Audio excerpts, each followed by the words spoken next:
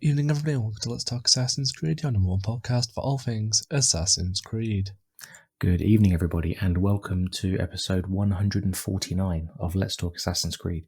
Declan, do we have a title for this episode? Wing it. Wing it. Okay, episode 149. We're winging it. We don't really have we don't really have a clear subject. We've got loads of things to talk about, but they're more like parish notices, news items, and things. So, do you know what? If you're here for like in-depth gameplay or character analysis or whatever, I don't think this will be the episode for that, will it? I think this is just one of those episodes where it's coming up to Christmas. We've got a big end-of-year special for everybody, which I won't spoil. But it's also a third-year anniversary last month. So I think it's good just to slow down and say, hey, what's been going on in 3 years? And what's been going on in the last year for Assassin's Creed? And I think a title could just be Catch Up. Let's catch up. We'll go with that. So, third year anniversary. Let's talk about that. So, I've been recording with you since September last year. I think it was episode 93 or 94 or something was the first one when I joined you as co-host. But let's go further back to like episode 0. I know you've talked about this before, but just remind everyone how you started and what kind of equipment you were using, and tell us a story. Let's have story time with Declan. See, everyone's gonna be like, oh, equipment. Let's see, what did he do? What laptop? Neither. I was trying to be a Twitch streamer. I streamed about a day, and then I realised I actually don't like streaming that much because it's just a lot of work. And I saw a post on the ones who came before, and they were talking about podcasts, and I just sat and thought, what the heck is a podcast? I googled it, and I just said to my partner, I'm going to do a podcast, and it'll go nowhere, no one will listen, but let's have some fun. So I got a £15 headset from my PlayStation, plugged it into my phone, and just sat on the floor and recorded a podcast. And I did that for near enough 6 months, just on my floor, spreadsheet of notes, a mobile phone, and a £15 headset. No editing. I was about to say, did you edit or did you just go and then upload? Just go and upload, one take. It's amazing, mate. It really is. And because of the one take system, I just kind of got into this notion when Andrew from Visions of the Past 2's told me about editing and Audacity and everything. I just thought, I don't want to destroy that one take system. And I know one takes is really difficult, but I didn't want to make a show where now all of a sudden everything's going to be super edited, every mistake, every background noise that was kind of made us laugh, every casual moment gone, because that's what I did for 6 months. You know, every laugh I had, if I sneezed, you know, all that stayed in because I didn't have the equipment. So I just thought, you know, people may listen to the show and they may want, you know, crystal clear, pure editing with no background noises, but I just want that casual, if someone sneezes at a moment and we laugh, that stays in. It's hilarious. Oh, my favourite one, we had Louise from the Rookery Archives, and her cat came on and started meowing. And good old Aslan. My brain was like, people don't want to hear a cat meowing. And I was like, one take system. I'm not going to ruin it. It was priceless. And it stayed in. And they always stay in because it's just fun. Agreed, mate. And the only time we do edit is, we've probably only had to do it 3 or 4 times, is when the technology fouls up and we have to stop the recording and then start a new recording and stitch the 2 sets of audio together. But other than that, we still don't, do we? We just go and see what happens. Wing it. That's my motto for the show. Just wing it and have a good laugh. Yeah.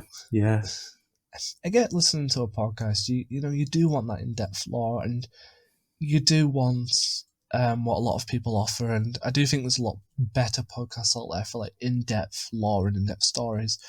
But if you just want the sort of podcast where you could close your eyes and imagine you're in Weatherspoons with a pike chatting about Assassin's Creed, that's our show. You know, you're with your mates having a pint talking about Assassin's Creed, and it's random, there's tangents, and if you've been to Wetherspoons, a cat's probably found its way in, or a dog.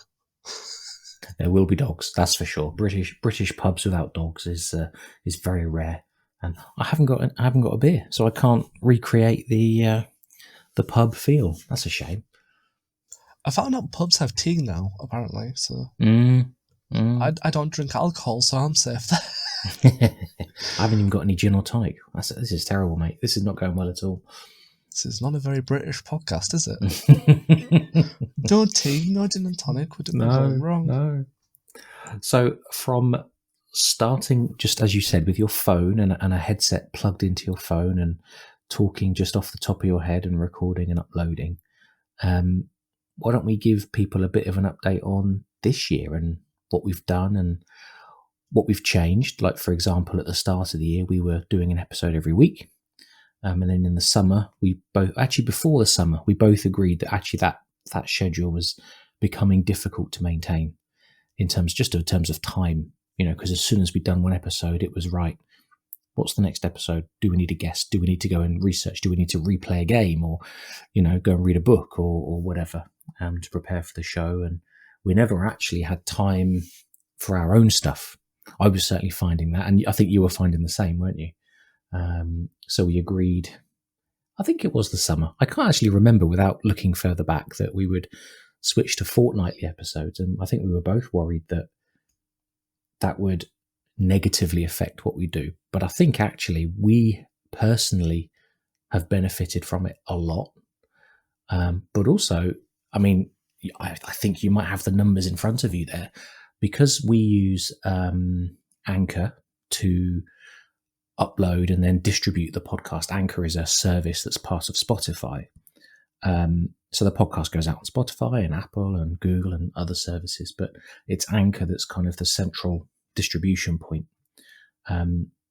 We are Spotify. We get our own kind of creator version of Spotify Wrapped, don't we? And I think in terms of listeners and all the rest of it, it's been a really good year, and our worries about switching to fortnightly episodes have been unfounded. In fact, they might have even been better for, I think, for the quality of what we do for ourselves and having time just to do our own stuff, but just in terms of the numbers. So have you got any numbers to hand, Declan, that you can talk us through? I has a lot of numbers. I'm like a mathematician. But while the numbers are loading up, and I don't want to give people too much hype, so people expectations in check, the benefit of fortnightly is actually nothing to do anymore with me and James's schedule alone. A secret that we've never revealed is the Derby podcast was one of the hardest we've done from a creator point of view, because with the weekly schedule we never had a buffer. We never had a buffer to get the green light, because a lot of stuff has to be green lit. That's anyone like Access the Animus, you're up to any famous person who does collective interviews have to have a green light. This 2-week buffer means if we could in 2023, and this is not a foreshadowing, I don't have anything up my sleeve, people pay and check, if we can get a Ubisoft member on the show again, we won't be restricted to having one. We could research into getting more guests, because we could record on like a Wednesday and have 2 episodes in that month planned, just me and you, and that gives a month to get a green lit from Ubisoft. Yeah. A month, whereas a weekly we would only then have, let's say, 2 weeks buffer, because we couldn't do 4 solo episodes on our own to buffer. Whereas me and you having 2 solo episodes to buffer till we get the green light gives us a lot more room to play with, and a lot more room for you guys to have higher quality content. So it was tricky. I mean, the interview, setting up the interview was you took care of that through your contacts in the Mentors Guild. The interview itself was great. Darby was an absolute gentleman, pleasure to chat to. Before we hit record, we was have a quick quick discussion with the guest first, and then after we hit record, of course, we thanked him a lot. We did overrun, I think, by about 15-20 minutes, which was awkward because he had to go. It was the end of his working day, and he did need to go. But that was a great conversation, and he was a fantastic guest. He spoke at length, and he was very generous with his time. But after we'd hit, end recording, Declan had to do like a rough cut, or a rough edit, I should say. And then it had to be signed off by Ubisoft PR, which was fine. That was a fair request from them. They didn't have any kind of editorial control over the questions we asked or anything other than, of course, he's a busy guy. His time is limited. But they did ask for kind of editorial review. Now, he didn't reveal any massive secrets about the future of the franchise. We didn't ask any questions like that because that would have been a waste of our time and his time. I think we mentioned that when we were recording, wasn't it? Derby has a watertight NDA, I'm sure. So we didn't waste time with those sorts of questions, but there was a few answers where they asked us to make very small edits, which was fine. Probably no more than a minute or 2 minutes of conversation. But it took quite a few weeks, didn't it, to get that response to say, okay, these are the edits you need to make. And in the meantime, we were kind of looking at our schedule and trying to move stuff around. And yeah, it became awkward. So yeah, we've definitely learned from that. And we'll if we do such interviews again, our schedule will be different and we'll have things planned ahead. And like you say, with the 2-week gap, it just gives us more time, doesn't it, to plan and to think. There are a few people I would love to talk to, but we'll have to wait and see if we can leverage your contacts in the Star Players program in 2023, Declan.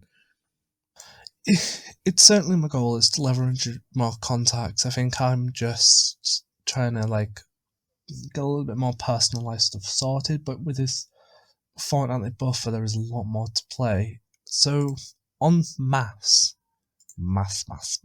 Oh yes, tell us the stats. Give us some Spotify stats. Basic stats. Apparently we're in top 10 podcast for 671 fans. Oh wait. It's weird because the stats was you're a top 10 podcaster for 671 fans.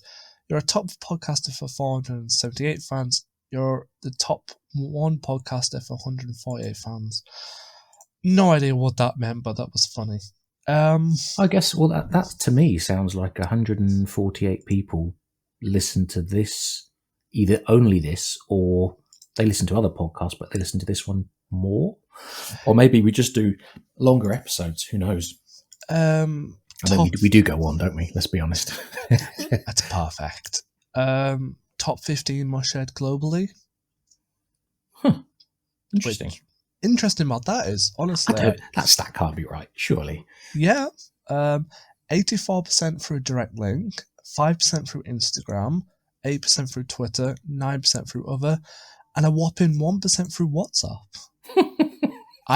Yeah. Who's sharing a podcast? That's hilarious. I love that. Brilliant. Who's sharing a podcast link through WhatsApp? Oh, well. 101% up in followers in 52 countries. And this is actually a stat that I really want to talk to people about, that people need to understand.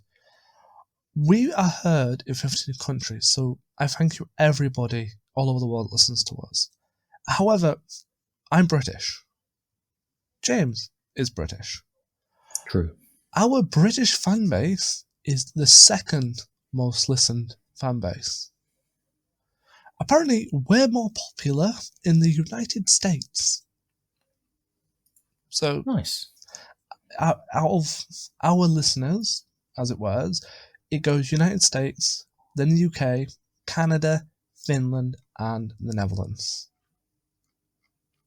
You should probably say something really funny about America or the United States and our friends across the pond, but I can't think of anything. I just find it hilarious that we're British and no British people want to hear us talk that much. Put it fair enough. Yeah. We're British, and British are just like, podcasters, what, tell you who. But it's been a good year, and I'll tell you what, the fact that, like you say, that the listeners has gone up by 100%, so doubled, it's nice to hear, because like I say, we were concerned that switching the schedule would be would be bad, and it turns out it wasn't. So that's good. So I think we'll be carrying that on for as long as the show goes, don't you think? Personally, yeah, and I've got more stats up. I don't know why I'm now looking at stats, people. This is weird. Come on, let's hear some stats. Come on. What you got? I've lost it. I've lost it now. Oh, I had stats on our audience. This is funny. So, one of the funny facts I want to share about stats is Anchor shares where we are all over the world, and I'm not going to bore you with that. What it also tells you, and we're sitting on 100%, so I'm kind of safe, is geographic locations. We are listened by 100%, thank God, by Earth audiences. I am not making this up, people. Is there someone on the space station that might be listening? Or Mercury, 0%. Oh, Venus, good, yeah. 0%. Nice. Mars, 0%. Jupiter, 0%. Saturn. Oh, Saturn's moving. I thought my eyesight was tripping out then. 0%. Uranus, 0%. Neptune, 0. And Pluto, 0. And apparently Pluto's not a planet, but apparently it's there. So, all right. Well, it's good to know more about which parts of the solar system people are listening from. So if you are from Venus, do send us a postcard. If you're from Mercury, if you're a Martian from Mars, hey, send me some. Yeah. Major Tom, as David Bowie would say. Absolutely, yeah. So I was wondering, there's another little bit of recent news that I wanted to ask you about, and maybe we can talk a bit more. So you did an interview a month ago, and it was published, I think, last week with the Assassin's Creed community team. Yeah, that was weird.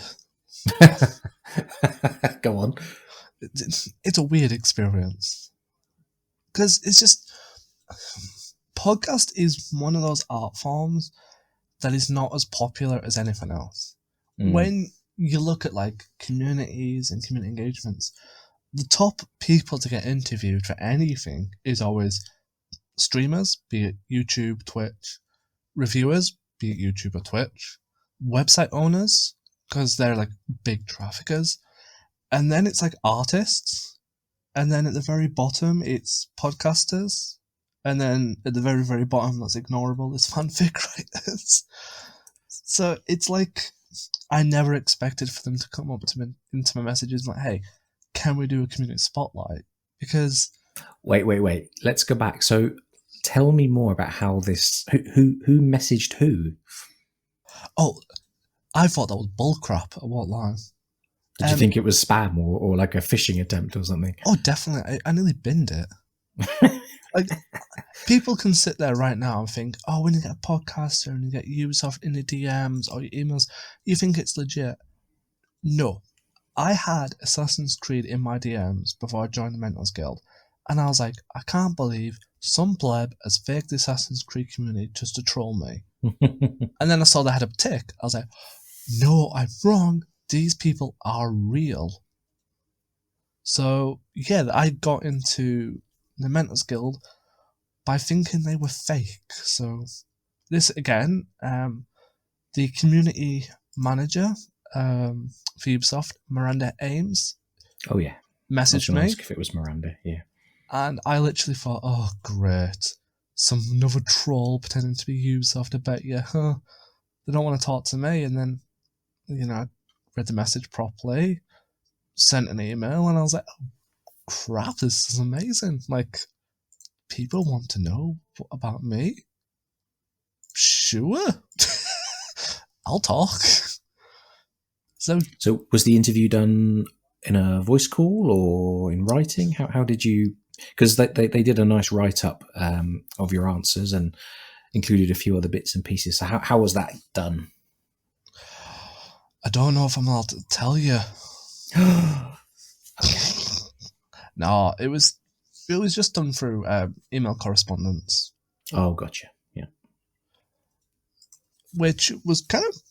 I think it was good because I was panicking because I didn't know if I would have the time to do it, but done through email correspondence, it was kind of easier to figure out and to look at the answers and sit back and relay them with you, because even though it was me, you are still part of the show, so it had to be the pair of us. So I did laugh in the tweet when they called out Unity Love. I thought that was nice. Yeah, I totally knew like you're far too much of a politician when they asked the question, "What's your favourite game?" and you said, "I like all of them," and I expected nothing less. But you are a politician. It's just, it's even hard. It's like when people say, "What's your favourite book?" and I'm like, right, what is the book I've read the most? Well, yeah, none. What's your favourite game you've ever played? I don't know. I like them all. And that's a hard question, really, because how can you compare different genres and different styles? And like one of my most favourite games is a flight sim from 1996, and of course nowadays it would look absolutely terrible, but then it was amazing, and I spent hundreds of hours playing it. But yeah, those sort of absolute questions are, of course, they're fun, but they are very hard to answer clearly, aren't they? And I think it makes it worse because if you look at Assassin's Creed closely and you stripped away all the modern day and lined AC1 all the way up to Valhalla together, and then you said, hey, pick your favourite game, the problem is when you look at them closely, every game has nothing in common. It's modern day that ties all the past together.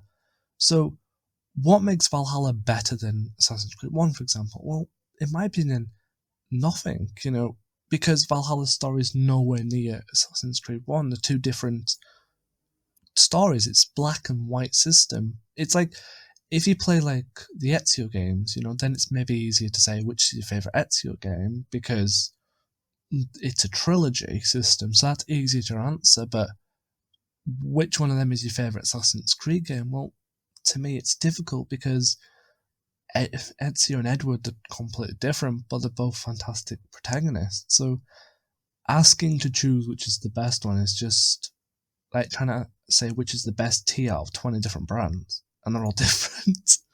Well, the correct answer is Twinings, but sure. It's Tetley. Oh no, actually no. It's a Yorkshire tea. Have you had Yorkshire tea? Tea is very nice. That's what we have. Yeah, especially Twinings is nice, but it's very expensive. Yeah. So yeah, I get toast and jam flavoured Yorkshire tea. That's usually nice. Just toast and jam flavoured tea, man. I would. It's nice. And the biscuit one, chef's kiss. I've heard of that. I've never tried it. It just sounds wrong. But I suppose you shouldn't judge it until you try it. I guess that's the thing, isn't it? It just tastes like after you've dipped a hobnob in your cup of tea. And then it's dropped into the bottom of the tea. Yeah. It just tastes like that nice and malt biscuit. It's quite nice. Sounds like you want a Horlicks or something like that. Oh, I hate Horlicks. I haven't had it in years. No. Horlicks just reminds me of beer, and I don't like beer. Ah, of course. Yes, because of the malt. Yeah, that's fair enough. So back to the script. There isn't really a script. So you had the interview with the community team. You were happy with that when it came out, I guess? Did you get any warning that it was being published, or was it a surprise? A surprise! And my DMs exploded. I will admit, there was one little bit of information that was omitted from the article, which I can understand. There was a lot of questions I answered. Yeah. And it was, what side are we on? Templar or Assassin? That wasn't in the article. And I wish it was, because Templar, disagree with the behaviour and the way they handle things, but my brain requires order to operate. Assassins don't really operate in the order that I like. And for me, it's Assassins. So, and I made that joke of, it's a very Romeo and Juliet work dynamic. And it just wasn't in there. And I was like, it would have been nice. Shame. But how the heck did she find them photos? That's what I want to know. I sent them photos, and they never used the photos I sent. Yeah. Do you know, if I'd have known they were going to put my face on Arno, like they put your face on Eivor, I'd have sent in a picture of me. I don't really take any pictures of myself, but I'd have done one just for that. Anyway, never mind. It was funny because I didn't know it had been published because they tagged you. I didn't get any kind of notification that it was published. And then Andy of Andy Reloads fame tagged me on Twitter and said, "Oh, congratulations, guys! That's awesome." And I clicked on his tweet and thought, "Oh, that's great, Andy. Thanks for the feedback. But what is awesome?" So I looked further up the thread, and the tweet had been deleted because they'd accidentally tagged the wrong account. they tagged some other AC Let's Talk account on Twitter with their first version of the tweet. Bless them. Anyway, they quickly corrected the mistake, of course. But yeah, I found out because Andy tagged me, said congrats. Anyway, are we allowed to do a little preview of the next episode, or are we not doing that? Shh. All right. Gotcha. Secret till tomorrow. Understood. I will admit that photo of me as Ava had nothing to do with Ubisoft. There is a story behind that. Okay. So basically, in one of the Discord servers, I was talking to a user. He's not in the server anymore, so I can't get his name up. But we were just having like a laugh and a joke because I like to edit things randomly.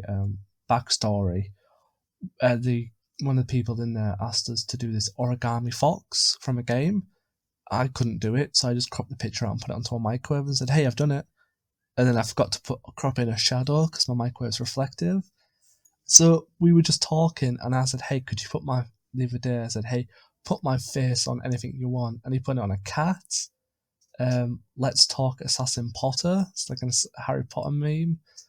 And Ava and Nice. Altair, and I remember sharing them to Twitter just for a laugh. And the fact that Amanda found it on Twitter was like, oh crap. I forget Ubisoft can see my Twitter. Oh crap. The community teams see everything. Be sensible, Declan. Be sensible. And I think you're a pretty sensible and what's the right word? You don't really do negativity or anything like that. So I'm sensible, but have you seen me in Discord? Yes. Yeah. I mean, I literally went into the Starplay Discord the other day, and it's off topic, but used me a laugh. And I basically told them that I was having a bet with my girlfriend about growing my hair. This is a Starplay program for Ubisoft games, and I'm debating about should I grow my hair long so I can win a piece of cake. I think it's an entirely fair topic of conversation. And what was the decision of the group? Good idea? Bad idea? It's cake. Yeah, grow my hair for cake. Yeah. And I was just like, I am truly sorry, Ubisoft, for this randomness. But I've just snuck into the chat and I'm just like, hey, I'm growing my hair. I'm not going to talk about games. I'm just going to talk about my hair. Well, we can't talk about games all the time, can we? No. Well, I meant to talk about Assassin's Creed, but in Discord, I'm the weirdest man alive. Do you know, that's actually, we should probably just make a little mention here. So, for the show and as a home for a few other small shows, we do have a shared Discord, the Animus Hub. You're very welcome to join if you're listening and just want to chat. That's great. We have a link in the description of all of the YouTube episodes and in our links page on every podcast episode. If you have a look at the podcast show notes, you'll see a link in there. And from there, you'll find an invite to join the Discord. So you're always welcome to come and join that and chat about the episode, chat about Assassin's Creed, chat about anything really. There's a few people who've been joining recently, which is really nice. And we've got a nice little community building there. I like it. Actually, Declan, this might be a good point for you to give a little shout out on ways to support the show. Ways to support the show? Share. Literally, if Christmas Day, wake up and say to someone, have you heard of the good word of Assassin's Creed? If not... Christmas Day. Well, think about it. We are releasing an episode on Christmas Eve, wink, wink, nudge, nudge. True. So, literally be like, morning, mother. Morning, thy father. Do you know about the good word of Assassin's Creed? No? Listen to this show. Perfect. I have not had my cup of tea. I am strange. But the biggest way to support the show, if people are interested, is we do have a Patreon up and running. I'm not going to fleece this out of cash. I am not Dick Turpin, the highway robberman with a mask. Although I do look good in a mask, I probably think. It's very simple Patreon. It's £1 a month. And I post random behind-the-scenes stuff about the fanfic I'm creating and about the show. There's a question in there about what you want to see from 2023. And I'm never going to raise the price higher than £1 a month, just because, it's £1. It's less than nothing, and I don't think, as content creators, I don't think we do enough that warrants like £5 so you can get behind the scenes access, because behind the scenes access is a freaking nightmare. When I know we can do it now with the bi-weekly schedule, but I'm not to be rude, I don't want to charge people for a free show. Like, I would just rather ask if people would like the show to support the show. It's behind the scenes access, thank you tag and Discords, and you get to see my weirdness in Patreon when I share pages from a book that I've not even completed, and random updates, and maybe hair picks if anybody wants a hair pick. It's growing nice and long. So for hair updates during the Patreon, got it. It's a good sales pitch. People think I'm doing hairdressers. No, the truth is, I said to my girlfriend, I'm going to cut my hair. No, but you can't keep it till January. Alright, I get free cake if I do. Deal. Done. I told you I'm a strange person. Never let me do these behind the scenes chats. Listen, well, do you know what? If you don't want to do this, there is another way to support the show, and that's through CD keys. Yes, I totally forgot about CD keys. That's why we're a good double act. We cover for each other. So there is an affiliation link, and essentially, every time you make a purchase through CD keys, which I am never going to advocate to not use this site. It's one of the best sites I've ever used. We get about 10%. So if you spend 20 quid, we get about £2. It's worth it, because I got Assassin's Creed Unity on deal for £1 from £30. I will admit, James, we have to be honest, there is a bit of a caveat with CD keys. And there isn't a lot of availability for PlayStation stuff on CD keys, as it is an all digital store. But if you're a PC gamer or a Xbox gamer using digital and you want cheap games, honestly, grab a bargain at CD keys. My partner's bought nearly all the sim packs through CD keys, and I think we worked out it's £480 for all the sim packs. She's probably paid less than £200 for them by using CD keys for deals. Nice. That's 50% off. That's a huge amount, in my opinion. So yeah, a good way of saving cash, but also helping us out a little bit. So pick a game, James. Just because I was watching a video about it earlier, I'm going to say Assassin's Creed 2. Rightio. So here on the CD keys. You couldn't have sounded more British. Rightio. Rightio. Tally-ho, governor. For the Switch, EU and UK, it's $12.69 from £16.9p. Okay. UK version for Xbox One, it's down from $39.99 to $11.99. That's saving £28. Wow. Okay, so there's some good deals to have there, and if you use our link, you can help the show out. Which, hey, we would appreciate. Anyway, that's enough of the whole grubby money side of it. I was going to ask you something else. What was I going to ask you? Damn. Well, we could talk about games for a bit. We've done a kind of wrap up of the show and how things have gone this year and what we've changed. And let me ask you a question. Have you got any highlights of the episodes we've done this year? All of them. I am not going diplomatic. I'm not being diplomatic. It's just, you as a community are brilliant. Literally, every topic we do is just brilliant. Darby came on my show. Darby. I am just a small town man, and Darby came onto our show. As the song goes, I'm just a city boy, born and raised in the UK. So yeah, I'm gonna say I everybody. feel like this could turn into the. Do you know the musical Rock of Ages? This I just do. reminds me of the opening song. Anyway, yeah, we're way off topic. Yes. All right. So there's none. All right. There's none you would call out. Understood. Understood. What are your highlights? Aha, spin it on you. Well, I have a couple of things to say. So we have probably done, don't know, 30 episodes this year. I love it when we have guests on. I just really enjoy chatting to our guests and hearing people's theories and reviews of different games or characters, or especially when you get people on and they see things differently, so they give you like a new perspective. And I'm going to go right back to January when we had Six Keys on, and we did an episode all about Basim, and she gave me a real perspective on what's interesting about his character, what's interesting about how Valhalla handled it, and all the kind of mystery and depth and so on. That was very good. But that's not just a sort of single her out, only her out. I just really enjoy it when we have we have guests on. But there was one episode that I will say now, I can say it now because it's all over, that I was absolutely bricking it was when we had Kate Hartfield on the show back in August. She's the author of the Magus Conspiracy, which is a trilogy. The first part was released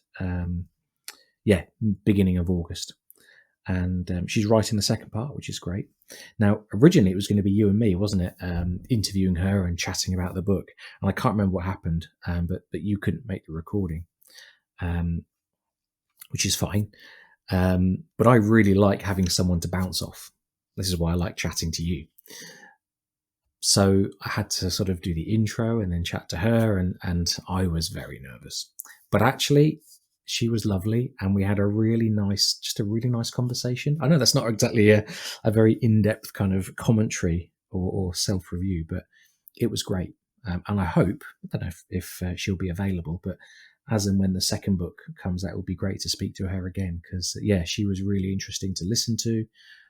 She had some sort of really good insights. We shared a few jokes at the expense of our children as well, which is always fun. But yeah, that was definitely a highlight for me. Mainly because I was relieved that I probably didn't screw it up too badly once it was finished. I think you did great with that, and I think I couldn't make it because my kids weren't well, so I had to just drop and run. Bless them. But it was a great episode, and listening back, Kate was an amazing guest, and the book. God, people need to read that book as soon as possible because that is great. I've been thinking about this, right? So we're nearly at the end of 2022. In terms of games, we've had lots of different expansions or post-release for Valhalla in terms of like gameplay this year. But in the transmedia space, there's been a lot going on. I think of all of the content of all of the media types, I think Magus Conspiracy is my favourite piece of content this year. It's just such a good story. It really had great kind of insight on who are the assassins and why do they fight, who are the Templars and what are they up to. I thought the story of Simeon and Pierrette was excellent. I think it's my favourite piece of content this year. What do you have any particular highlights in terms of gameplay or transmedia for you this year? Last chapter. Gotcha. I know there's a lot of advice on it, but I love the last chapter. It was just nice. Okay, but Magus Conspiracy. Let's go into it. Why? Because I'm going to be honest with you. All right, no. Let me say this. It's the last chapter is like two halves. Now the stuff with Basim and William was interesting. And there's a little bit of, I loved the bit when Basim says, "Time for some animus magic." That did make me laugh. So there's the modern day bit, which I found, really interesting. And of course, it's setting up Mirage. But the bit with Eivor was really, really disappointing. So over to you. Tell me what you think. I think it's because how I look at the world and the games is a lot different than a lot of people. I kind of see things that aren't really there, truthfully. So looking at it from my view of stuff, the story kind of felt more like closure for Basim, and that worked really well because when you look at everybody that Basim, well, watched Eivor say goodbye to, meant a lot to Basim as well in some way or other, and that kind of felt a nice little nod. And it's probably not intentional, but when you look at like Haitham, the first one she went to say goodbye, that was like, this is pretty cool. He's training the Raven clan to be assassins, from my understanding. That's important to Eivor and Basim because he was Basim's apprentice. And then there's Alfred, which I think is important for Basim because that's where the temple has begun, and he's now needs to know what happened. He was facing the Order of Ancients and now the Templars. What's changed? And that memory is a pivotal one. That's where Alfred's going forward. And then there was King Harold, and in my opinion, King Harold is when Eivor first told Sigurd that she knows she's Odin. And fading to black was a clever ruse because it means it opens the doors to what's to come next in the series. What more of Eivor's stories can they tell? And then the final goodbye to the Raven clan just made sense to me. I know everybody wanted this like big, hi clan, I'm going, bye clan, hugs and kisses sort of thing, but the amount of trouble that Eivor could bring to the clan by being Eivor remembering Odin is a worry because Sigurd brought Fulke to the door because Fulke was a fanatic over these memories. If Sigurd told her, not Sigurd, if Eivor told her stories to people, one, her clan would reject her because she wouldn't see them as mythology, she would see them as truth, and she would find the truth behind the myths. And that would be heresy in her culture. If they're at a fireside and someone wants her to tell a story of Thor, and she tells Thor as not a god who did X, Y, and Z, but as a man, that's heresy in the culture. She's defying the clan. And possibly if someone overhears her as well, there's the worry that someone like Folke could come knocking on the clan's door looking for Eivor. And, I think at the same time, Eivor knew that something was going to happen with her clan's going to get in trouble because the Danelaw was coming in that time, I believe, with Guthrum. And I think that if she stayed, she would have been dragged into another war that she may not have been able to survive. And there's just something about her memories that she needs to know about her future. So leaving a clan because she trusts them, there with Ranvi, there was Sigurd, she trusts them. And I think there was something that she talked to Sigurd and King Harold about that was never truly said, that she set off to somewhere where she was new. She didn't have to be Eivor of the Raven clan, she can just be Eivor. She can remember her mom and dad. She doesn't have to make a name for herself. She can just live a simple, quiet life. And that's just how I interpreted it and why I thought it was just nice. And I waffled on, I know. No, it's okay. I've enjoyed listening. We haven't really spoken about it, so I've enjoyed listening to your thoughts. I suppose I consider the Eivor half, let's call it half, a little, I don't know if disappointing is the right word, or underwhelming. Maybe underwhelming for a few reasons. I'm going to explain. I think we might talk about this again in more depth soon anyway, so I'll try to be brief.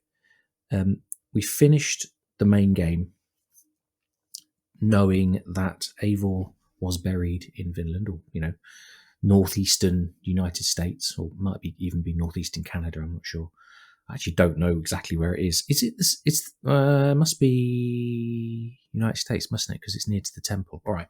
Anyway, so we know at the end of the game that Eivor died in Vinland, but we don't know when she went back, because she did go there once, because that's where she found Gorm and followed him there and assassinated him. Gorm Kjotveson. So we know that Eivor went back and died there, but we don't know when and we don't know why. And it was a mystery, and I personally have no problem with a mystery. I think it's nice to have that mystery and leave the mystery in place.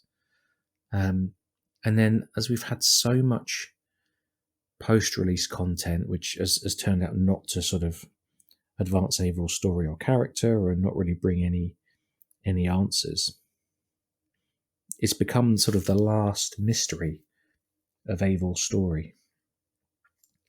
And when we saw the news was announced at the AC15 event in September that there was going to be this last chapter, I thought, this is great. And bear in mind that this time last year, so December 21, was when we had the crossover announced. So a new chapter or a new playable story for Cassandra on the island of Corfu. This was an addition to Odyssey. And then we had the new playable story with Eivor and Cassandra on the Isle of Skye. So I suppose I leapt to obviously a bad conclusion, an ambitious conclusion, that perhaps we were going to get not a long, but a few hours of some kind of playable or interactive story that would answer the question, why did she go back to Vinland? And I know I said earlier that I quite liked the mystery at the end of Valhalla because we didn't know, and that's fine, we didn't know.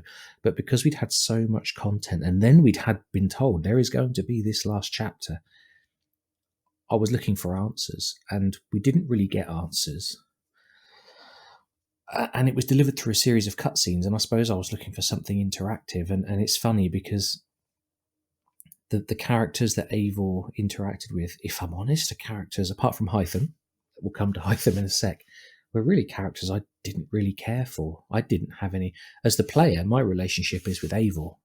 And I suppose my empathy is with the relationships that she builds. So it's Gunnar, who's known her since she was a child, Sigurd, Ranvi, all the people that she's helped in England that have come to live in Ravensthorpe. So the fact we went back to Harold Fairhair, can I be completely honest with you? I didn't know he was a sage. I obviously missed that massive set of clues in the original game. And then they all touch their necks and talk about times gone, times past. But yeah, I didn't really feel anything for Alfred or Harold. Who else do we meet? We go and meet, and is it Athelstan? It's Guthrum, isn't it? Who takes a Christian name when he's baptized. I suppose all of that was like, okay, but what about the family? What about the clan that she's fought for decades? And now she's decided there's a reason to go and undertake a probably 6-8 week journey with a very high chance of dying. She must have had a hell of a reason to undertake that journey and take that risk. But it was never clarified, so I found it ultimately unsatisfying.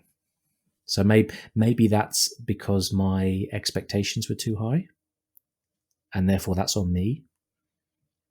Or maybe that is because it genuinely is unsatisfying. I haven't.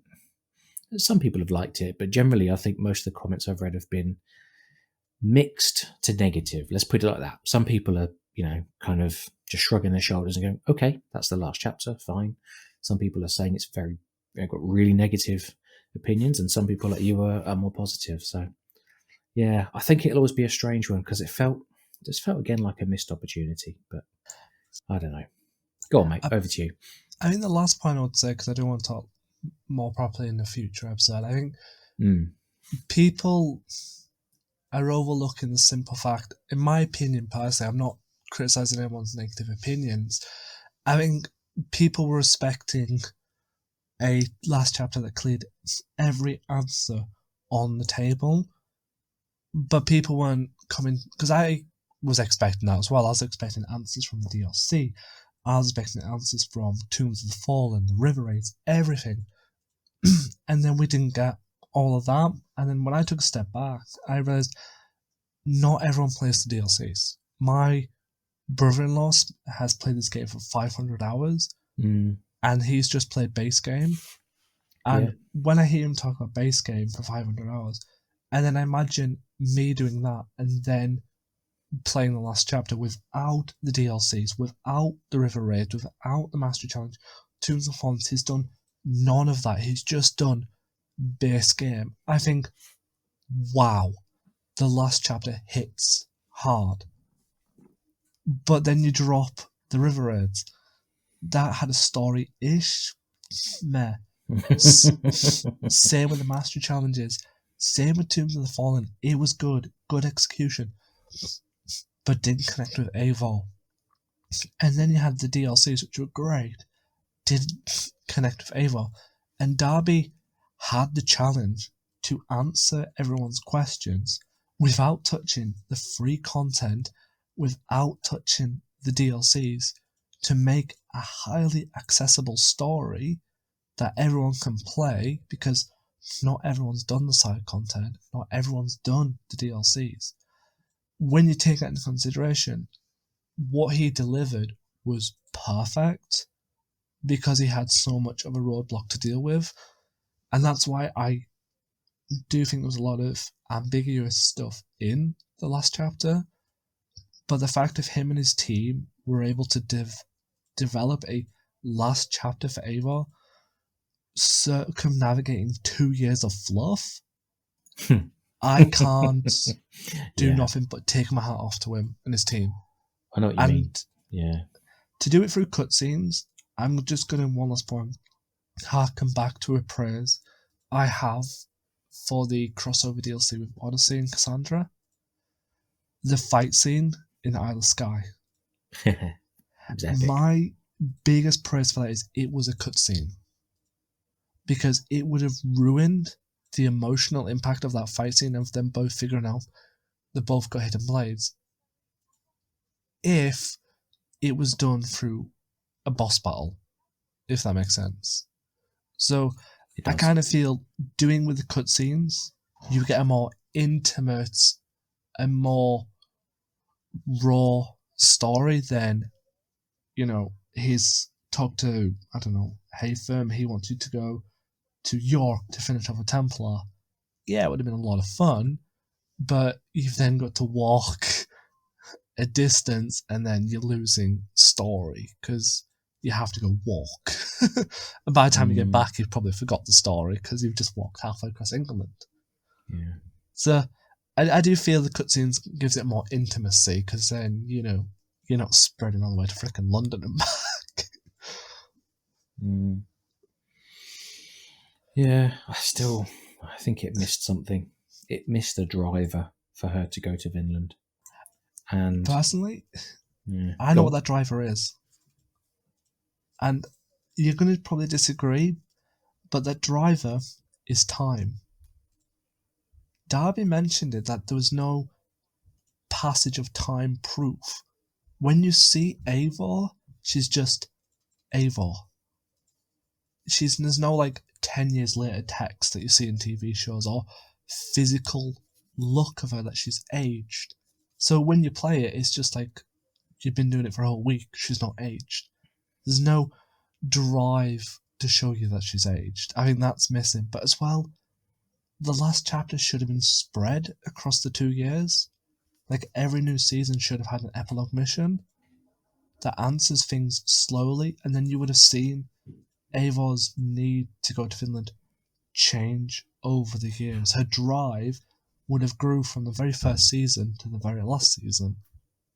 That might have been interesting, to sort of drip feed in that, yes, her sort of main task of finding a new home for her clan is over. So that's Ravensthorpe, and, she's won many alliances and secured their home. But, yeah, to have gradually fed in this kind of hidden motivation that gradually builds and builds and builds, and then she realizes the only place she can go to answer this or to deal with this is this location across the sea. That might have worked, and again, we don't know the inside, but that would have required lots of careful plotting and planning of all of the post release, and we'll go into this in a future episode. But at times the post-release felt like, at least our view from the outside, that whatever the plans were, they were changing regularly, and there was no clear 2-year long strategy for this character. That's how it feels to me, anyway. And sorry to put in, the biggest evidence of your point is actually Dawn of Ragnarok and Forgotten Saga. Look at them too closely from a story point, and they contradict each other. I've heard you and others talk about this. I don't understand it because I've not played either of them and never will. But yeah, I've heard you and others debate this. Go on, tell us more. It's to do with your point about how things are always changing. You get Dawn of Ragnarok, which is setting up something. I can't remember what it is by this point. But at the very end... Sorry, I think, what more do you need to say in your review?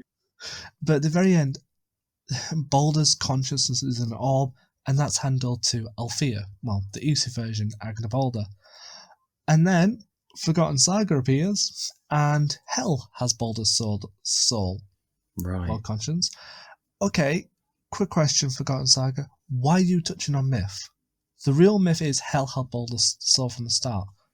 That is why Ragnarok starts. So Dawn of Ragnarok is now basically saying, hey, Suter is the one who killed Baldur, but Suter doesn't show up till the end. Now you're saying Baldur's soul is in with Hel after Dawn of Ragnarok. And even Thor says the enemies are at the gate. So what you're trying to tell me now, developers, is that Dawn of Ragnarok is setting up the war, but it's Forgotten Saga that actually tries to follow the mythology war, because you're trying to rescue Baldur's soul from Hel, which is what an Aesir tried to do, but led to the condition you weep for Baldur for it to be free. Everybody weeps except Loki. Loki got imprisoned. Loki break from freezing. The gods fight. Then Suter kills everybody. It's just out of order. The DLC for Dawn of Ragnarok and Forgotten Saga are brilliant. I'm not criticising that point. The story just contradicts each other, and that's just proof there wasn't a clear structure. Because what does Dawn of Ragnarok have to connect with Jotunheim and Asgard as well? I'm still trying to figure that out. And I'm a mythology nerd. I'm the mythology nerd, and I'm struggling here. Yeah, but it's I don't know what to say, really. We should talk more about this topic in the near future. Yeah, I wonder when we're talking about that. I wonder if you'll listen to it and hear sleigh bells afterwards. Very Christmas tree. If my tree's up, actually. But yes, that episode will be soon. It will be the final episode of the year. Well, I think it's great timing. There will be a guest, which there will. We'll spoil soon. I'm excited for that. I have a lot to say. It's going to be a good conversation. I think our guest will have some good insight and probably some good questions for us as well. We might have to actually think about this, And I'm still going my positive vibe. I'm very positive about Valhalla because I know I've had a lot of trolls over the weekend and I really don't care about them. Ava is one of the best Assassin's Creed characters. Honestly, she's the first playable sage we've had. She's the first sage we've had since Unity. We've never seen a character struggle with a sage in this depth. And she basically creates the Templars by accident. How is that not cool? You make some very good points, actually. Yeah. There is a sage in Origins, in a side quest, but we'll leave that for another time. Is that the farming side quest? Yeah, is it called Seven Farmers, I think? I never understood that. I remember doing it, and there's a trophy, and I was like, why the hell is there a trophy for a stupid side quest? Right. So I had exactly the same. Let's have a little segue here, and I'll tell you a story of how little I know, or how little I knew. So I played Origins after Odyssey, so we're talking like 2 years ago or something. And I'm a completionist. I want to explore the map, look at every icon, talk to every NPC, do everything. So I did this side quest and doing the quest, blah, blah, blah, blah, story, fight, quest complete, achievement. Like you, I thought, oh, that's nice. Okay. Don't know. I wasn't really hunting for achievements. I was just exploring the map and doing the quests. And so got this 7 farmers achievement. Okay, right, fine, move on. Fast forward, I don't know, 2 years or whatever, and we're talking about Origins. I think it might have been with Amit, who we've had on the show quite a few times. She's our resident Egyptologist, Dr. Amit. And I think she mentioned in a conversation, oh, that character, that NPC in the story is a sage. And, right now, I don't remember the quest at all or any of the dialogue, but I did go back and replay it. And I think if you know what you're looking for, it's obvious. But me as a noob who knows nothing or knew nothing, I didn't spot it. I had to Google it afterwards. And bearing in mind, I've been playing for 15 years. I was just like, I've stabbed a dude. He's now glowing gold. Like, God, what's going on? And then it's like, it's a sage. You sneaky buggers adding that in there. I love you for that. I'm going to just Google it now because I need to know. It must be in the wiki, right? Everything's in the wiki. That's my holy place. It is called 7 Farmers. Okay. Oh no, this is an IGN guide. I want the wiki. Oof, not IGN. That spoiled Valhalla for me quite a lot. Oh, did it? Yeah, there was a clickbait article about Cassandra coming into it. Ugh. So I clicked it, wondering, how does Cassandra go into it? And then it just spoiled the actual story of the 7 assassin tombs. Okay. And then it said at the very bottom, sadly, Cassandra's not coming into it. Are you there? This is just a wiki guy. I was like, I don't like you. How dare you bother for me? So yeah, the quest is 7 farmers. You get a special bow.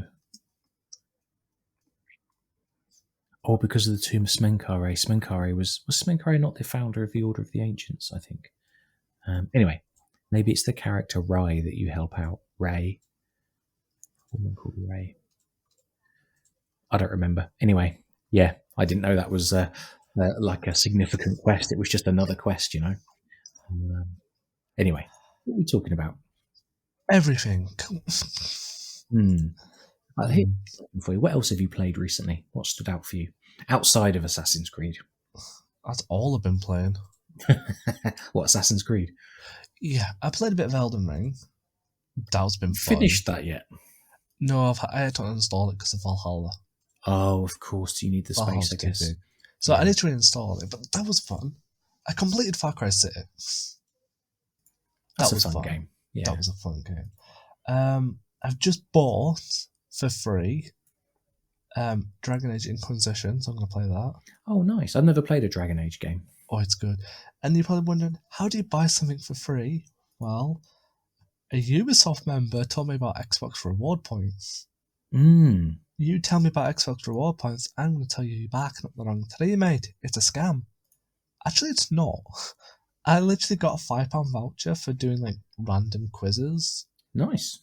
And I just bought the game, and I was like, well, that's weird. I do know what I am playing next. I spent a year and a half saving up for it. Go on. Oh, does it begin with H and rhyme with Hogwarts? Yeah. I'm excited for that. I'm not going to stream it out of respect, but I'm excited for it. Okay, very good. I know you've been looking forward to that since the very first kind of teaser trailer and whatnot came out. It was actually somebody leaked it years ago that was in development, and I was like, if that is true, I'm going to eat my heart. And then it came true, and I started like internally screaming, like, oh yes, I'm going to Hogwarts finally. I've been waiting. Wait, you go in year 11. I'm now 27. I'm waiting 16 years. So I think wow. I had the original. What's it called? I think I had the original. It was on PC version of Philosopher's Stone. I guess that game would have come out in PS 2000, 2001. Yeah, 2002. A long time ago. I never finished it, but yeah, I haven't played a Harry Potter game since then. Can I be all nerdy then? I've played the Philosopher's Stone on PlayStation 1. Okay. I've played the PlayStation Chamber of Secrets on PlayStation 2. I played the Prison of Azkaban one on the original Xbox. Played Goblet of Fire on the original Xbox. Played Order of Phoenix, I think it was, that was on DS at one point. Oh, nice. Yeah. And I played both Deathly Hallow games on the 360. They were terrible. I've played the mobile game Hogwarts Legacy. Okay. I've played the mobile match-free game Potions and Spells. And I think that's every Harry Potter game that's been released. Wow. So yeah, you really have played a lot of this this franchise. That's awesome. Yeah. I really do. I despise the author, so I never put money into these things. I always get them from like second-hand shops or something, just so she doesn't get my penny. But she had no affiliation on this one, so I was like, if you haven't touched this one, I'm giving the devs my cash. You can go back in your little hall. I don't want to talk to you, but I'm so have you finished saving up for it and you're ready to buy? I pre-ordered it. Oh, you pre-ordered it as well. Oh, okay, nice. I sold a lot of my old books and all that that I didn't need anymore, and I managed because I was pissed. Don't get me wrong. I'll explain why I'm pissed in a minute. It cost me £75. And why am I pissed at this? It's £65 to buy the deluxe edition if you have an Xbox One. But if you have an Xbox Series S, it's about £75. That doesn't make any sense. No, this is where it gets annoyinger. I bought the deluxe edition for £75. Guess what it comes with? It comes with the Xbox One version and the Xbox Series S version. Series SX version. So I get both versions. I get the Xbox One or the Series X version. And they're in my library as two separate games. Oh, blimey. So I've got That's crazy. The Series X version downloaded, so pre-installed for when it gets close to the time. But I've got the Xbox One version I'm never going to touch. Why? Why? But I don't care, I pre-ordered it, so I get 2 days early access. I was going to ask, right? So that's the sort of the extra thing then for pre-ordering. You get some. So when is the release date known for Hogwarts? Yes, it's February the 10th, 2023. Okay, quite early in the year then. Yeah. All right. So I'm guessing you are going to sort of book a day out of everything else and a couple of days out and just really cane that game, get the kids to school and then get the controller and get into the game. Not till the night time. I don't play till the kids in bed. Oh, okay. But I get, this is how nerdy I am, for the deluxe edition, I get the base game, obviously. Okay. 72 early access to the game, so 2 days early. Yeah. A Hippogriff Onyx mount, which there is skins in this game for pre-order, but you can't buy any in-game. There's no MTX in the game. So it's kind of cool. You can earn these as like extras, but you can't buy them in game. So that's cool. PlayStation get an exclusive content for a year, so they can jog on. And oh, they're doing that again, are they? Brilliant. Yeah, they get an exclusive Hogsmeade quest where you get to go to Hogsmeade and earn a shop, and they get it for a year, so they can jog on. Not to be harsh, but I'm not happy with that. Oh, that's really frustrating. They also get a Felix Felius potion recipe as a PlayStation Order exclusive as well. Man, so those PlayStation players are so annoying. I just think exclusivity can go down the pan. I don't even like when Xbox does it, so they can go down the pan. But the real reason I bought it, and I'm going to actually touch this on for Assassin's Creed, spin it to Assassin's Creed, and I hope to God they never do it, is you get a Dark Arts pack as a Legacy Edition. And you get a mount, cosmetic set, and an exclusive arena, which is just like a wave form. Basically, think Origins Arena. Oh, yeah. What I have found out, and I don't know if it's timed or not, that is only exclusive to the Deluxe Edition. You cannot get that Battle Arena in Standard Edition. Okay, and you can't unlock it or buy it later or anything unless you like bought that? like a Deluxe Edition upgrade pack. Okay. And I'm like, looking at something that does this and how expensive things are getting in the gaming community, imagine if Origins came out and was like, hi, like Odyssey, you can have 2 days early access. Don't do that, gamers. That's just awful. Yeah. I buy into it, yes, because I'm hyped, but I don't agree with it. But an arena, imagine that. Imagine playing Origins, but you can't go to the Coliseum unless you own a deluxe edition. Yeah, I that would think suck. I think I just wouldn't play the arena. I would just say, okay, fine. I don't own Same, it. I'm not bothered. same, but it just gets you thinking. Like, if Assassin's Creed does go for more pre-order bonuses, I Mm, hope they don't go to that level. Like, mm. 2 days access is just awful. I hate it. Yeah, I know I bought into it, so I'm a bit hypocritical, but I still hate it. Because I'm not going to share for 2 days. That's the thing. I'm not going to stream, share, or tell people my interest for 2 days. No, you're just going to get into the game and enjoy it. Because it's spoiling it for people. I'll wait till Yeah, it's open, and then the floodgates will open. yeah. Then I will be free of my photo mode.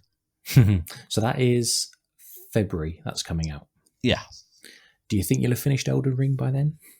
no, I'm stuck on Elden Ring. Like how are you stuck? Do you not have enough spirit of something or others? I don't know. Don't know anything about Elden Ring. um, I'm ready to engage the From Software fan base and get the pitchforks. I don't like grinding in games. That's the thing. I hate grinding in games, and I love From Software games. I love the world building, and I love Mm, playing it. But the mm. thing that always puts me off close to the time is just grinding. Like, So, is there an element of you have to repetitively build up your character then? yeah, and that's how the Right. games always are. And I still play them because I enjoy them, and Yeah. I still complete them from the grinding, but I don't enjoy the grind process. That's just because mindlessly beating on enemies, because the XP goes up a lot. So after a while, rune levels go from like 100,000 for one level to like 100 million. So it's like you have to kill more and more mindless enemies just to keep going, and it just gets tedious. Okay. Understood. So no, but I'll probably finish Dragon Age Mm. because Mm. that's fun. I'm a wizard called Maxwell. Can you create your own character then in Dragon Age? Yeah, you could be human, get Okay. classes and all that, and I'm a Yeah. wizard. But you're going through games like they're freaking running out of fashion. I have, I have played a lot of different. Well, I mean, there's still a lot of Assassin's Creed in there, but yeah, I didn't really. Here we go. Right, story time. So last year was very much play all of the Assassin's Creed back catalogue that I'd never played. So I've played every game now. I haven't finished every game. I haven't finished Chronicles China or India or Russia. I've started them all, and I think they're really smart and they're quite fun, but I just not that motivated to finish them. So I haven't finished them, but at least I've played all of the games now. And I just thought that this year, it was about time I played other stuff because I have a PC with a Steam library with a lot of stuff in it that I've never played, and I had some games. I've got like before PlayStation changed the subscription service, I had whatever the basic PlayStation subscription was, and I had a few games available free of charge through that subscription. God of War, I had Spider-Man Miles Morales, but that was on disc, that came with the PlayStation. I had Last of Us remastered, and a few others. So I added them all to my library, and I thought, and that was last year when the PlayStation arrived, and then I thought this year it's about time I actually played some other games and just different experiences and different ways of games being designed and all the rest of it. So yeah, would you like to hear a very nerdy, sad fact? Go on. I have a spreadsheet because nothing says gaming fun like Microsoft Excel. And I've been just keeping a log of every game that I've played, and a few comments like, did I finish the main story? Just a few notes. Did I use controller or keyboard? I've also got a column for the gender of the protagonist because I think that's interesting to look at. And of course, the most recent game I finished is Stray. So I've just put the protagonist down as cat because I don't know if it's a male or a female. Anyway, so yeah, I've just been keeping a log of all the different games I've played, and I'm up to 30 this year. And the only ones I've bought, because I had quite a few free games in my Epic Games library, again on my PC. The only ones I've bought this year, actually, even Horizon Forbidden West, I pre-ordered that last year. So I don't know whether that counts or not. So I did spend probably 120 plus hours playing Horizon Forbidden West. But I think everything else I already owned. Oh no, I bought Life is Strange and the Batman Arkham trilogy. That was a bargain. 3 games for £6. It's just mad. So yeah, I've played a real, well, not a real wide variety, but a much wider variety of games this year. And I've got probably 20 more that I want to play. And one of the things I've done, I know this is really nerdy, but I had so many games to play that I didn't really know where to start. So what I did was I went on to How Long to Beat, which is a website that just tells you how long is it to complete a game. And I added that to my spreadsheet, so the length of all the games. And basically I'm trying to play all the shorter ones first, complete more of them. I'm not aiming for like platinum trophies or 100% sync or whatever the measure is of each game, but I'm really enjoying short games and just jumping around a lot from different games. Like Last Campfire, a fantastic little puzzle game that's really cute. Batman Arkham series, I've played 2 of the trilogy. I haven't been able to finish them because they've both had bugs which I can't progress on, which is a shame, but that's just a great sort of superhero action adventure game. Stray, which I just finished yesterday, I think. That's again a really cute sort of puzzle platforming type game. And yeah, I've just really enjoyed playing lots of different games from lots of different developers. Some games like the Arkham.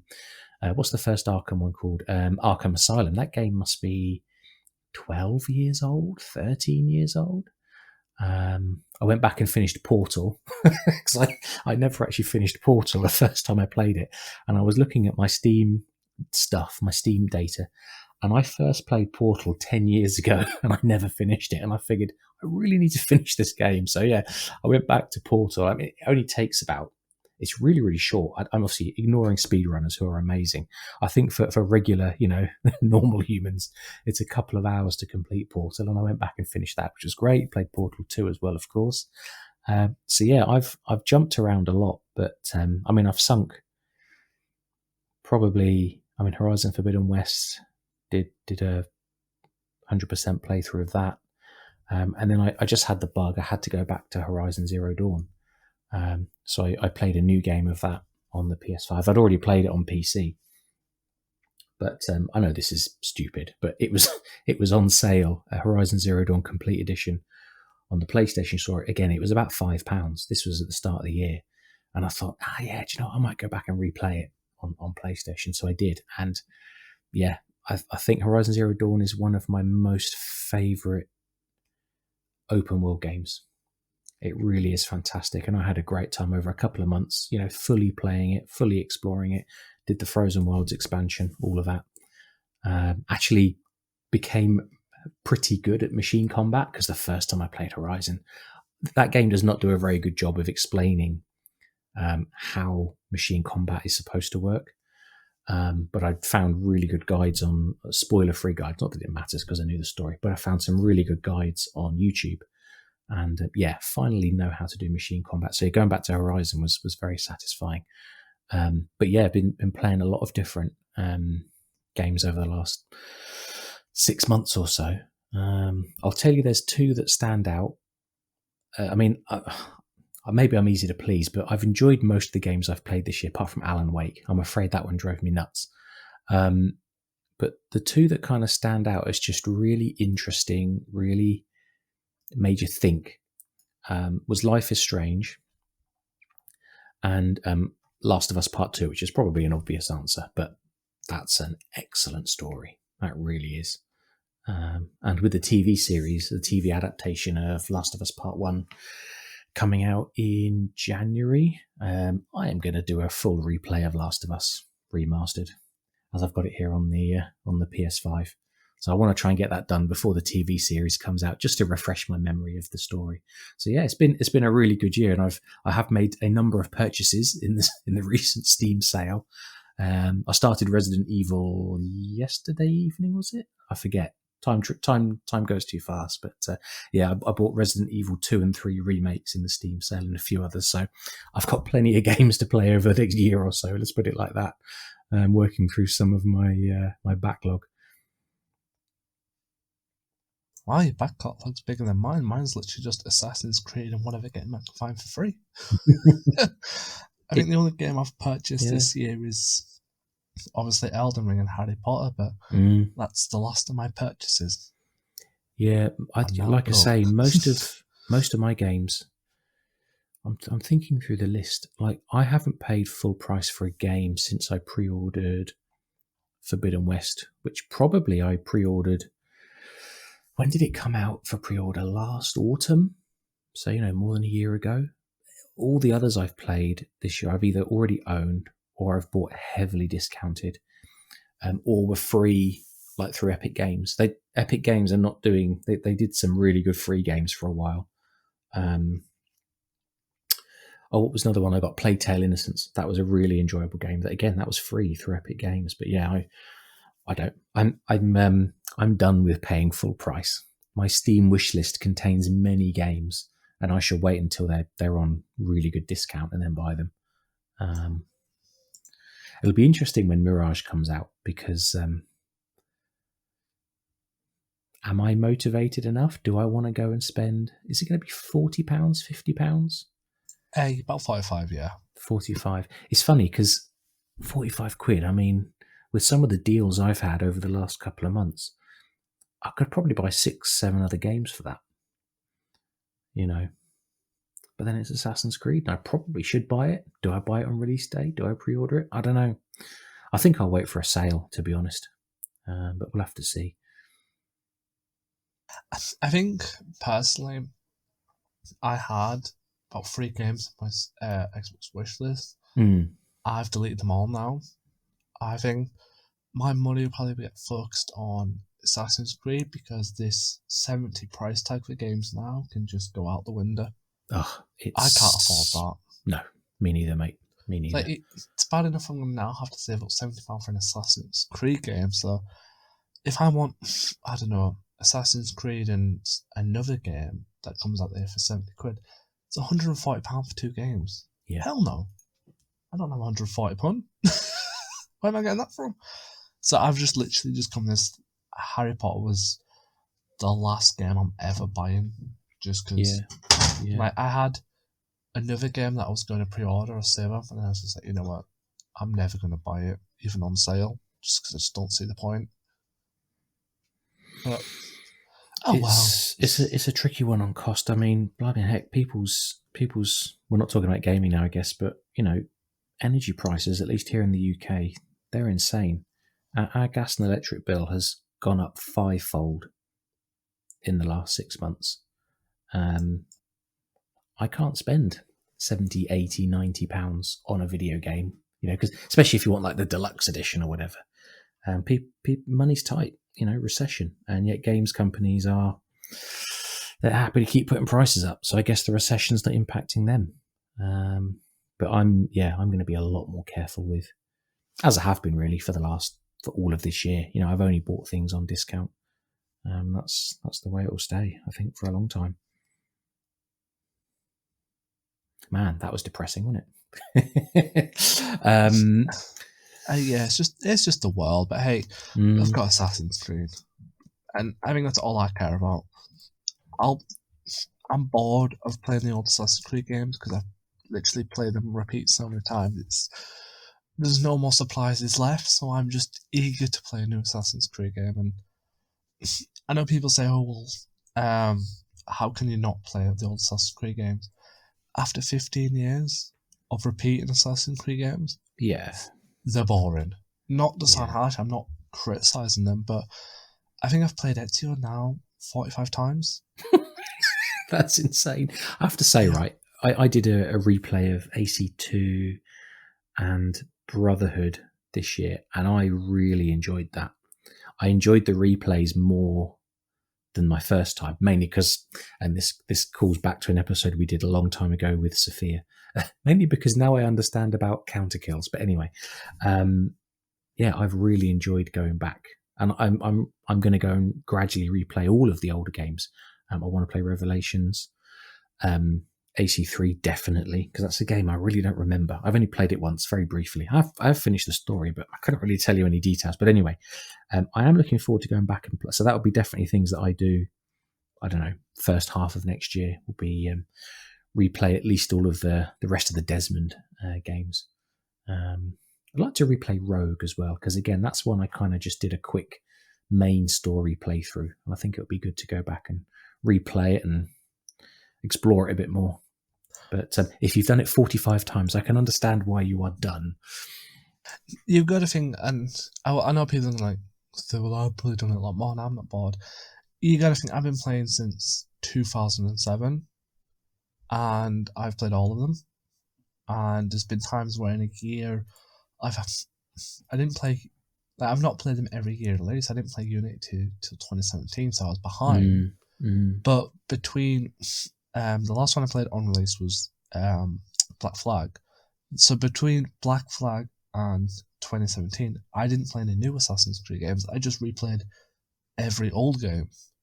And then 2017 came out, and I just started to replay Unity and Rogue, and I replayed them 3 times. Then Origins came out, and I'm 100% in that game, so I'll never buy it again because I've 100%ed it. What's left to see? And then when Odyssey came out and I beat that, and I started replaying the old games, I was like, I can now lip sync half of the cutscenes. Like, yes. when it gets to that Al Mulin moment in AC1, it's epic, stands the test of time. But you know it's coming. Yeah. And you're not like, ooh, surprise. It's like, oh, here we go again. I know how to do this. So I need new Assassin's Creed games. I am looking forward to Mirage, mate. I must say, I'm still not gonna give in to the hype, but I'm hyped. I'm hyped because I need a new Assassin. Like, I can't afford new games, so when an Assassin's Creed comes out and I know that's what I'm aiming for, I'm hyped. Yeah. It could be the crappiest thing ever, and I have major concerns that have been confirmed by Ubisoft about the game, but I'm still hyped. Okay. Yeah. And then I'm hyped for Hexe and Red, but woo! It's a long way out, but it's nice to have a roadmap, isn't it? Of potentially we got like a 6-year roadmap covering what's 2 been games. released. Yeah, 2 games in 6 years. Yeah, but I'm there to the end. And we as a show are there every step of the way till you get bored of me, or till the trolls get the better of me and I just want to quit them. Ignore the trolls, my friend. Oh, definitely. But I think so. What's next? Well, we've been talking for a while, and it's amazing, bearing in mind we had no script. So how about we wrap up the show, and we'll be back in a couple of weeks with, something top secret, I guess. Dun, dun, dun, dun, dun, dun, dun. Oh, wait, that's Star Wars. Dun, dun, dun, dun, dun. Yeah, I won't continue, but that's Star Wars. I don't know what it was for a second. You know when you get songs stuck in your head and you just don't know what it was? Yeah. Sorry. So in 2 weeks we are wrapping up Valhalla. 2 years. 2 years, 3 DLCs, fluff, more fluff. But set expectations, we're not going to criticize Valhalla. This is not going to be a podcast where we take it to a fire, tie it to the stake and let it burn. There is a lot of great stuff to unpack from Valhalla, and it's going to be an episode where we will unpack the best bits and praise the devs where they did well, but we will be looking at things that we could improve in the future. I.e., if you're going to release a game for 2 years, maybe every season add an epilogue, even if it's just a 5-minute cutscene of what's been going on in that year. You know, just, I don't know, a 5-minute cutscene of Ava walking up to Haytham and asking him how he's doing with the assassins. Does that contradict DLC? No. Would it be cool in a season? Yeah, just, imagine 2 years of Valhalla was like after, and it was like the last goodbyes, and it was just 2 years of 5 cutscenes. Anyways, I'm blabbling. So I hope you enjoyed this episode, and I hope you had an insight into the magical world of the podcast in 3 years, which I'm excited for more years, and I thank everyone for every moment we spend, and every moment we're going to spend, and every moment James has been spending listening to me blabber. I've enjoyed it, mate. Thank you all, and we'll see you all next week. See you all soon.